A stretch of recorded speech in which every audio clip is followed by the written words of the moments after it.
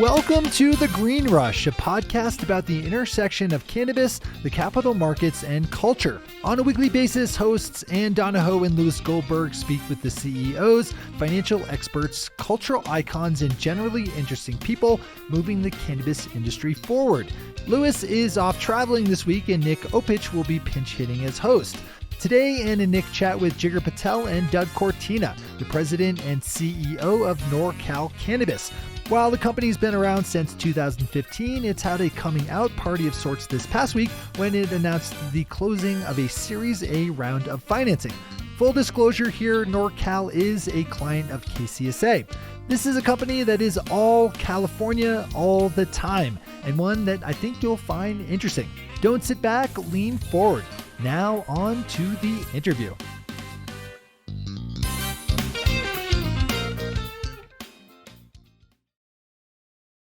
Hey everyone, welcome to another episode of The Green Rush. As Shay just said, Louis is off gallivanting in Florida, being all warm. So today we have the pleasure of co-hosting with Nick Opich, a Green Rush regular. Thanks for pinch hitting, Nick. Yeah, of course, anytime.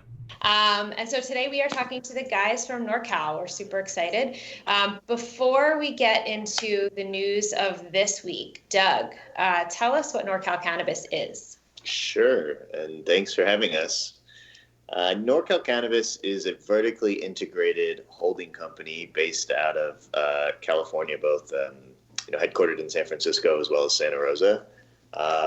We started the company a little over 3.5 years ago, and we own and operate assets through the value chain, so cultivation to manufacturing to distribution, and then ultimately retail, which we bifurcate between our physical stores as well as our network of delivery depots. In addition to having Doug, the CEO of NorCal here, we also have Jigar Patel. He's the president for NorCal. And Jigar, you really come from the legacy cannabis the cannabis scene. So what that we really have started calling that as the gray market experience. Can you talk about your legacy cannabis experience and talk about the strategy to be California first and California only? Yeah, I mean, obviously California, as everybody knows, has kind of been ground zero for legalization starting in 1996 with the passage of Prop 215, which basically established these quasi-legal medical cannabis collectives. And what it allowed was for patients to really grow their own medicine. And through that, stores that were basically collective stores with members started popping up. And, that was really ground zero for this entire movement of legalization in the U.S. And, for me, I was a medical cannabis grower. And when I saw what was happening, I had a big interest in really building a business around it. And San Francisco happened to be one of the most, or had the most favorable laws that allowed us to do large indoor cultivation. And so, my path really was small medical grower to then going on my own and doing a more industrial grow here in San Francisco, which is kind of where I met Doug. And what year are we talking here? It was 2015. Up until then, there were definitely larger grows throughout California, but most of them were very gray market. The San Francisco had enacted a policy by which if you were working with a dispensary and you were selling your product into that dispensary, they would permit a grow. It was really a little known concept. I think at the time there were only when we started, there were 9, and when that program ended, there were 20 of those permitted grows. So, we were doing this before people even knew that you could permit these things. And those are bigger grows, right? Those aren't like the 6 plants per household. Yeah, no, these were larger, more commercial grows that you see now. And it kind of speaks to why California and why we focus on California. Again, California being ground zero for the cannabis movement and really, cannabis in general. Like if you go back into the late 60s and, the hills of Humboldt and Sonoma and the communes, this is where cannabis really flourished, and it's been a lifestyle here for a while. We feel with the size and population of California, that there is no better place for us to be focusing our attention right now. When you see a lot of multi-state operators out there, and while, their strategy may be to obviously be in multiple states, you don't really get any efficiencies of scale. So for us, we see California as being the one place for us to place some emphasis, and where we can build kind of our business and see those efficiencies. I have a follow-on to what you're just talking about, Jigar, in terms of the California first and California only. It does seem to be that the MSOs get, a lot of the press, and they're a little bit, quote unquote, sexier. Are you finding that especially when you're talking to investors, that you really have to reiterate your strategy and sell people a little bit harder, or are people more accepting of this vertically integrated, one state, one focused company? Yeah.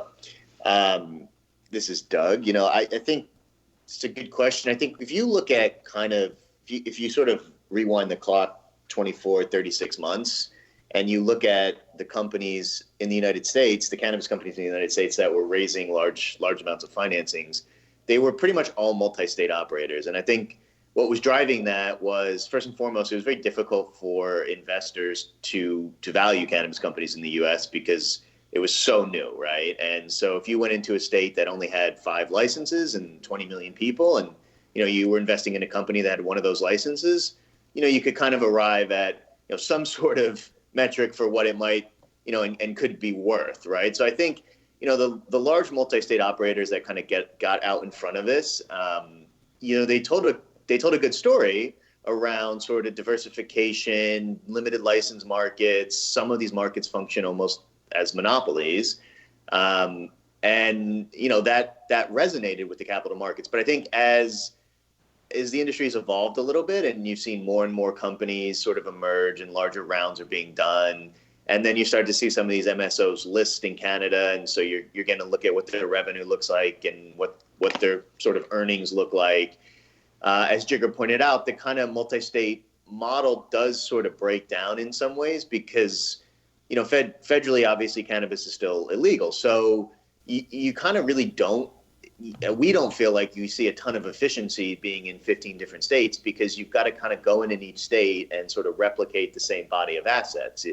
You can't have one production facility that services all 15 states. You've got to go and build 15. And the same is true for your compliance teams, your legal teams. All of these states function in, as their own sovereign nations in a lot of ways. So, we never really saw like massive efficiencies from being everywhere. And then with respect to California and just, not just the size, but obviously the size is important. I mean, California is the largest country in the world to legalize cannabis. So, the opportunity here, is kind of second to none. And it's also very wide open. And when you look at the California landscape today, very few companies have any real market share. And even the companies that do have market share, you're talking about 0.5% or 1%. So at NorCal, we see the opportunity to focus on this state first and to kind of try to get to double-digit market share, ahead of anyone else. And I'd add to that I think California is a very difficult market to break into for a few different reasons. But when you do look at the large multi-state operators that, the billion-dollar market cap companies, very few of them are in California in a meaningful way. And I think that's driven by a couple things. But firstly, it's very time consuming to permit new projects. And because it's such a fragmented market, you can't do 1 or 2 acquisitions and all of a sudden get to scale. You've got to do 50, and you're dealing with legacy operators, and there are complexities around actually executing on these acquisitions. You're dealing with local municipalities that in some cases have taken a very direct stance in that they don't want large corporations coming in and buying up all the businesses. So, they put license restrictions, transfer restrictions, ownership restrictions, there's social equity components. So, California, the amount of opportunity and growth here, and I'd say the fact that it sort of, the incumbents are really favored, is a reason that we're focused on this market first. I think that makes a lot of sense. Like, if you win California, you'll set yourself up to win in cannabis. But I'm interested in your guys' actual name is NorCal Cannabis. Once you guys are ready to and expand into other states, is there any chance that you're going to be looking at potentially changing the name, or is NorCal going to be really ingrained as the brand? Yeah, I mean, I think this speaks back to the legacy. I think worldwide, Northern California and NorCal is known for cannabis, and we are proud of that heritage, and I don't think we'd have to change that name. Let's talk about the news of the week. So you guys have announced this week. Well, I'm saying this week. This will air next week. So last week, you guys had a big week. You announced a Series A financing of $27 million, making your total raise to date $50 million since your inception in 2015. So what are you guys planning on doing with the money? How much are you looking to raise next? What's the roadmap for the next, let's say, quarter? Sure. Yeah. So again, as a vertically integrated operator with assets through the value chain, we'll be deploying that capital in a variety of ways. So building out additional production facilities, manufacturing facilities, co-packing and distribution, expanding our retail footprint, both from a physical brick and mortar store perspective, as well as expanding our delivery footprint. And in addition, we're using some of the capital to engage in a few accretive acquisitions. Are you guys exploring any plans to go public at all? Yeah, absolutely. I mean, we've looked at that. We've looked at the kind of go public route, which, as we sit here today, really only able to execute a public listing in Canada on the CSE. And that's something that we're very interested in. But we're also interested in kind of seeing how things develop in the U.S. I think we may see the U.S. markets open sooner than later. So kind of monitoring that, and I think we'll make a decision, in the next quarter or two in terms of which route we want to go down. And I think a lot of it will be driven by how quickly a U.S. listing is possible. I think it is so hard to predict in a lot of businesses, but I think in terms of the cannabis industry in general, it is so hard to predict and make plans. But if you had a crystal ball sitting at your desk, where do you think NorCal is in 5 years? And I know that's an unfair question. That is a difficult question to answer. Cannabis is like dog years. So for every year you're in cannabis, it's like 7 in any other business. So you'll be hard totally to say. gray I'll in be 5 years. 60 or 70. Yeah.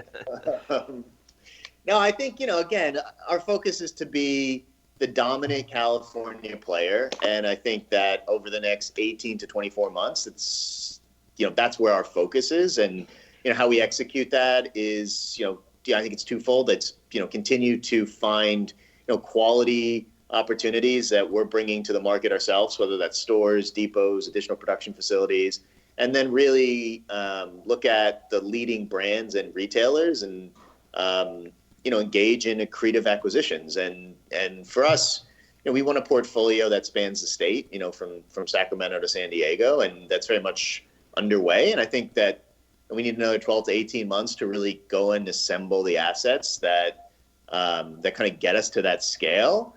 And I think from there, the focus and emphasis on our brands and scaling our brands, beyond California, something that, I think will add a ton of value for shareholders.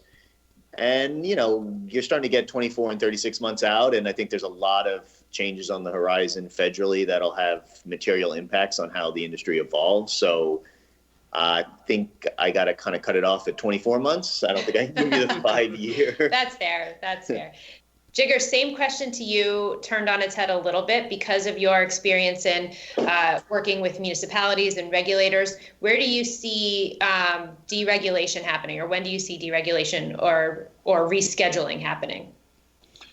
Yeah, I mean, it's probably more descheduling, and there's still going to be states' rights issues that kind of play in here. So I would say we're still looking at like 3 to 5 years of that.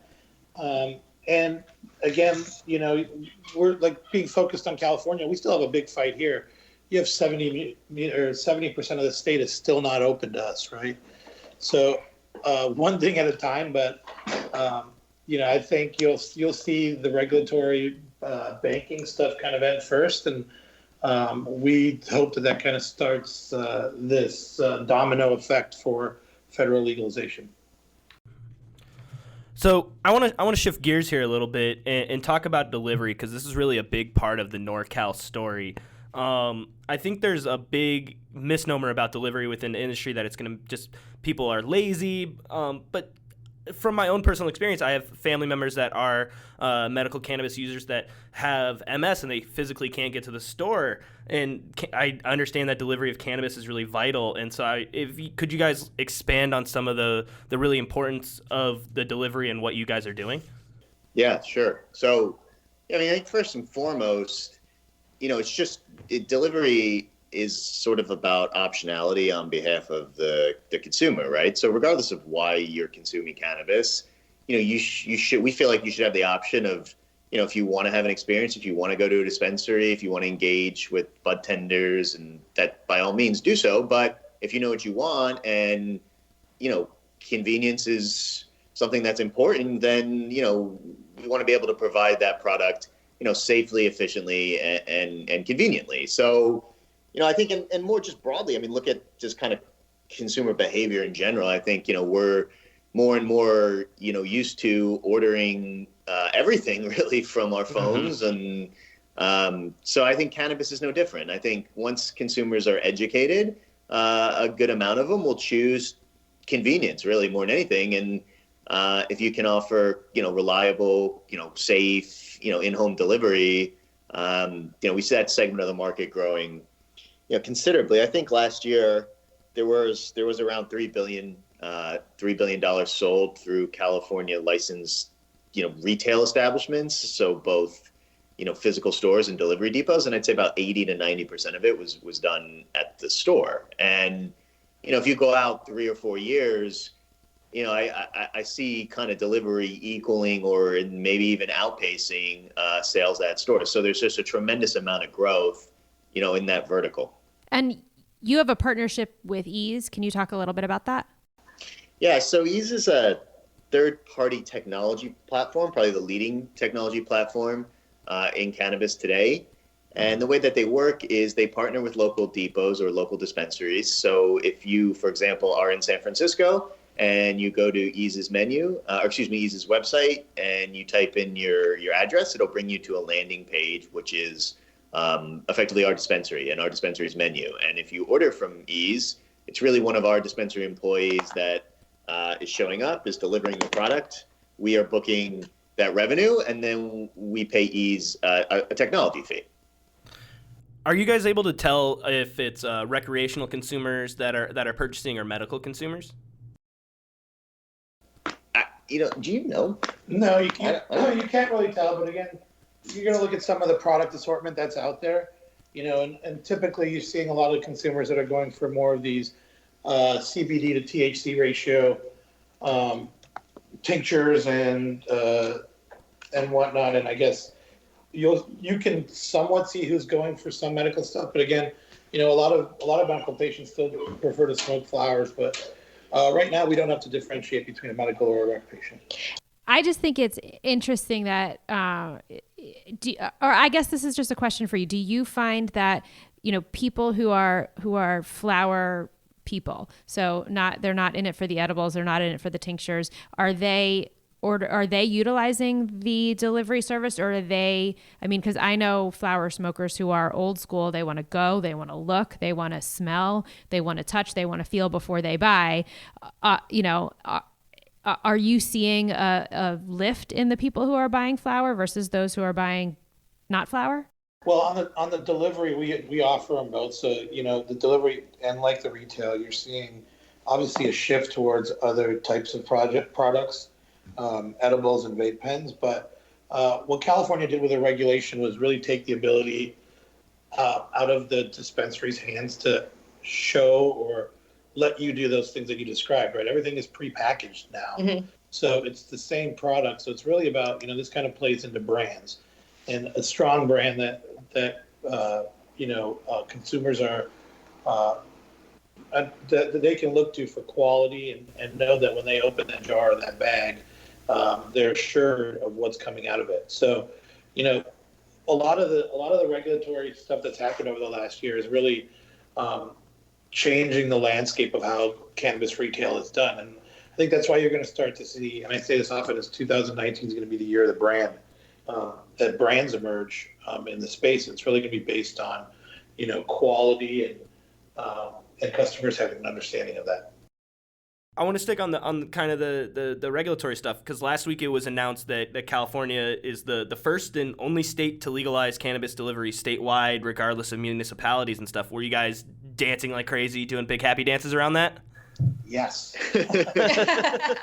Popping champagne bottles? Yeah, I mean, look, we spoke to, everybody thinks that it's just wide open in California. Yeah. We still have a lot of cities and counties and municipalities that have just, outright banned retail. And this is a big state, and, the voters voted for it, and you still have some of that small town mentality, and even big towns that are just not prepared to have brick and mortar retail. And so for us, again, we look to the future, we see our ability to deliver into these municipalities and make sure customers and consumers have access to cannabis is really big, and it's really important for us as a company. How far away can you deliver? So, it depends. I mean, there's no real restriction. So, as long as you're delivering from a locally permitted, municipality, theoretically you could drive anywhere in the state, but, that doesn't really work from a business perspective. So, you want to kind of keep that range. And obviously in cities, it's, 3 to 5 miles is a lot, but as you get into the suburbs, 5, 10, 15 miles is reasonable. I'd also like to stay on the industry, because I think a lot of interesting stuff has happened in California this past week. So lawmakers in Sacramento have proposed temporarily cutting taxes in order to cut into some of the black market. And Fiona Ma, who is the state treasurer, actually said something that kind of caught my eye, that said, we don't tax startup businesses in other industries. And she's right. So do you think that this proposed temporary tax cut is going to make a dent here? Yeah, I mean, I think it's a good start, right? I mean, and Fiona Ma is right. She's been a big pro-cannabis ally for years. But look, we are like other startup businesses, and you see we're out there raising money, and there's lots of hurdles to do this and do it the right way. Any help we can get from the state to help this transfer from gray market to a robust, legal market is important to us. And for us being vertically integrated, it helps on both sides, right? The ability to not have to pay this cultivation tax. At some points when you look at it, if you're selling outdoor, or you're cultivating outdoors, the market price has been as low as $500, and you're spending $148 on taxes. At that line, the state's almost a top line partner, right? So for us, anything they can do to help this transition is important, and we want to see the state be proactive in helping us get through this transition and really build this market to what it should be. And I want to follow up on that. Let's say you guys are having dinner with Gavin Newsom, who's been such a better friend to the industry than Jerry Brown was. Let's say you have a chance to bend his ear. What are you guys telling him? What are you advocating for Gavin if you're speaking to him right now? But not smoke with him, because apparently he's never smoked. Look, obviously you guys hit on a really important point to us, is lowering the taxes is something that we really feel will help us out and the industry in the long run. And another point that we've been hitting on, which is helping to open up more and more municipalities. The two-tiered system here, where a local jurisdiction kind of holds the keys to a permit. It's a problem. We want to see more and more Californians have access. And I think with that, you will start to see this California cannabis really start to take its foothold here, right? At the end of the day, it's here, and whether it's in the black market or the legal market, some people are still using it. We want to see consumers have access to quality, safe medicine. I think that's something that he would agree with. You guys both have very different paths into the industry, and we kind of skipped over this before, but I would like to get back to it. So, Jigar, you're the legacy cannabis guy. You've worked again with regulators and municipalities, on the grow side. Doug, your path is a little bit different. Can you tell us a little bit about it, and then how you and Jigar met and decided to come up with this crazy idea of starting a cannabis company? Yeah, sure. My background is, I work for the investment bank Brown Brothers Harriman in New York, and moved out to San Francisco in 2010 to get involved in the real estate space. So really from 2010 to 2014, we sponsored, I had a couple partners, we sponsored maybe a dozen and a half traditional real estate development projects. I think the first project we did was a small single family home that we bought out of probate sale and excavated it and, totally redid it and sold it 8 months later. And sort of the more complex and larger projects would, I think the largest one we did was a 20-unit condo project that sat above first floor retail. It was an old surface lot that we bought, entitled, and ultimately built. So for a period of 4 or 5 years, I was very sort of intimately involved kind of with the planning department, the building department, and kind of understanding how you develop real estate. And San Francisco is a very challenging city to do that in. And so that was all well and good, and that business was going really well. However, into 2013 and certainly into early 2014, it was getting more and more challenging to buy real estate opportunistically. Prices were going up. Lots of speculators were back in the space. Banks were obviously lending again. And we just felt like the market was due to soften. And so I kind of was looking for the next thing, really. And I didn't know that much about cannabis at the time, or legal cannabis here in California. But I decided one afternoon to go and get a medical cannabis recommendation. So I did that, and then I walked into a dispensary, and I was sort of floored by how busy it seemed. And so over the next couple of weeks, I sort of reverse engineered, how many people are going into the store every day? What's the typical transaction size? And so you can kind of back into what revenue was. And due to the fact that all of these cannabis dispensaries required public hearings, I was able to pull the planning department application, and so I could kind of look at size of the facility, layout, floor plans, staffing, and it was pretty evident to me that there were certain dispensaries in the city that were generating, upwards of $10,000 or $15,000 a square foot. And so as a developer, that's pretty interesting because that's pretty unheard of. The range, goes from $4,000 all the way down to a couple $100 a square foot. So to have a cannabis dispensary that's doing 10 and 15,000 is sort of, it was very interesting. It's not the gap. And so I kind of just spent some time researching the space, and this is 2014. It was a very different environment, federally and certainly here in California. And it took me months really to kind of just wrap my arms around what the landscape looked like, the regulatory challenges, the sort of lack of sort of state licensing, the lack of state regulation. But as I got more and more sort of educated about the space, I got more and more excited about the opportunity, and really decided in the middle of 2014 that I kind of wanted to make the transition from what was traditional real estate development to the cannabis space. And so the first project I launched was what eventually became our delivery business. I leased a building on the financial district and applied to turn it into a medical cannabis dispensary. So this is 2014, right?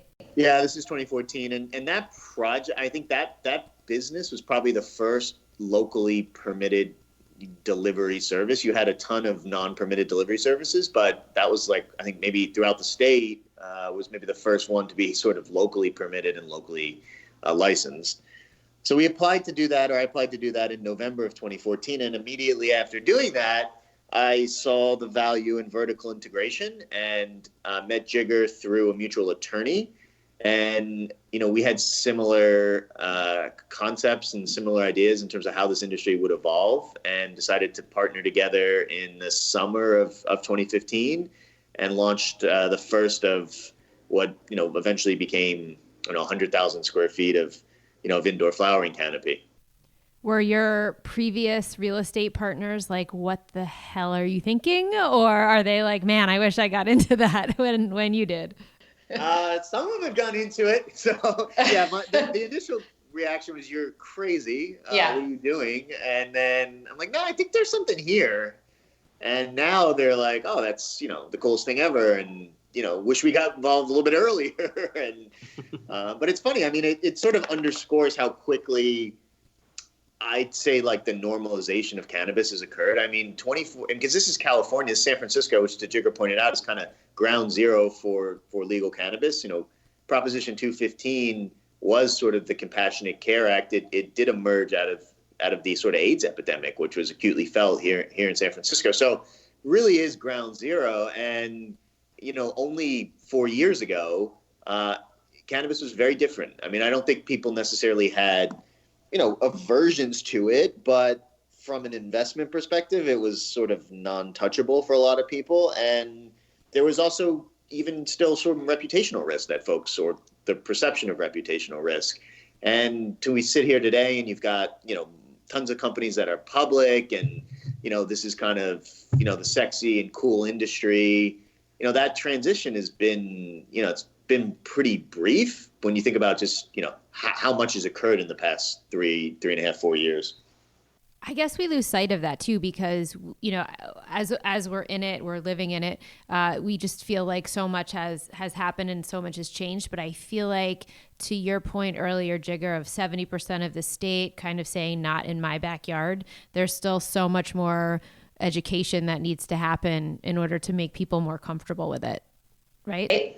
Yeah, exactly. And it's our job to help with that education and break the stigma, right? So you have a lot of people that just didn't smoke or participate in cannabis because it was illegal. And so I think education, I think you hit the nail on the head there, is a big part of what we want to place an emphasis on too. It's, as much as we talk about the legacy and, I guess, heritage of the consumer, when we speak to NorCal Cannabis being about the future, a lot of that is, beyond the technology, it's about us educating the new consumer, or the consumer that just didn't have access to cannabis, mainly because they were just unaware of it. Now, for our regular listeners, they'll have noticed, hopefully by now, that our regular host, Louis Goldberg, he's not here. He's off in Florida doing some KCSA official business. But he was able, yeah, quote unquote.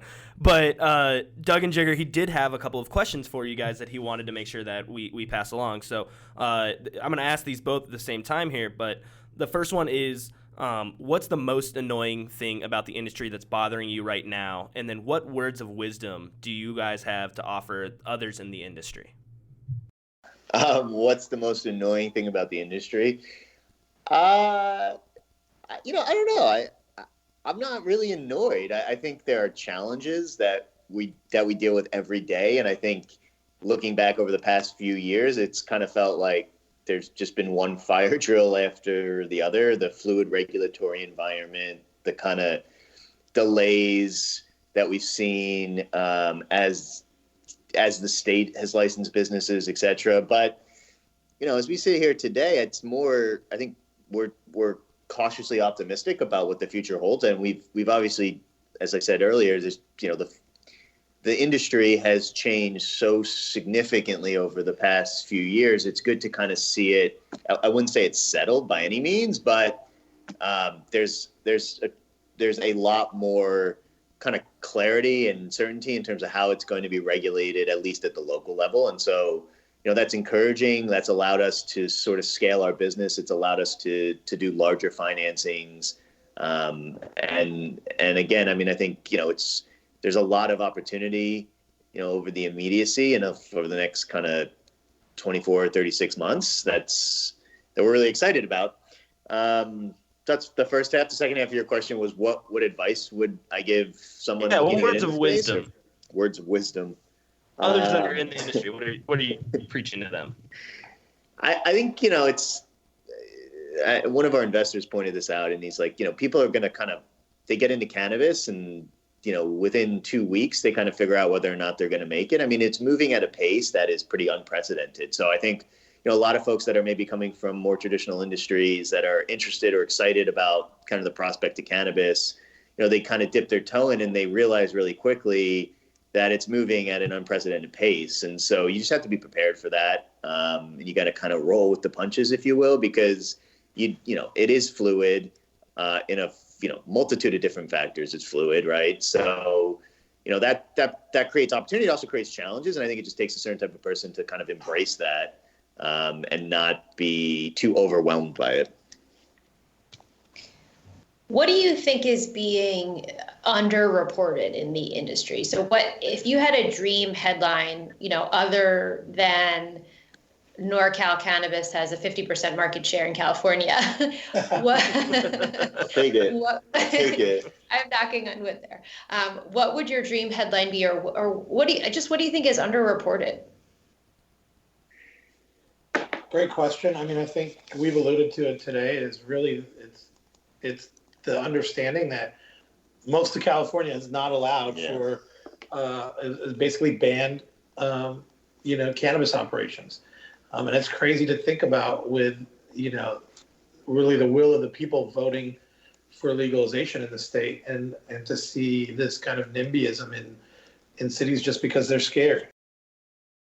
Our thanks to Doug Cortina and Jigar Patel from NorCal Cannabis. Find them at norcalcann.com, NorCalCann.com. We'll have a link in our show notes. If you want to chat with us, find us on Instagram and Twitter with the handle at KCSA_cannabis, as well as KCSA-cannabis.com, or drop us an email at greenrush@kcsa.com. And don't forget to hit the subscribe button for the Green Rush in your favorite podcatcher. Thanks so much. One take, Shay. One take.